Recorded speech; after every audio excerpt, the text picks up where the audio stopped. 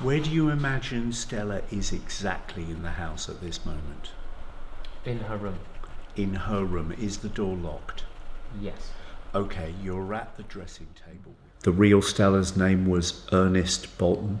He was a nice, respectable, lower middle class boy, but at the end of the 19th century he was living a wild life in the West End of London as Stella, a society woman and actress and drag performer and part-time sex worker. She's really seized hold of my imagination because she asks so many questions about the body, about gender.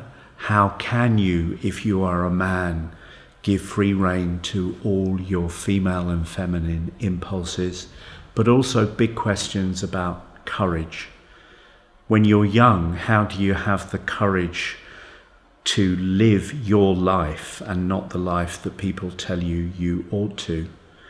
And when you're old, after you've lived a very long life of scandal, disgrace, heartbreak, laughter, catastrophe, all of the things that the real Stella went through, how then can you know who you really are?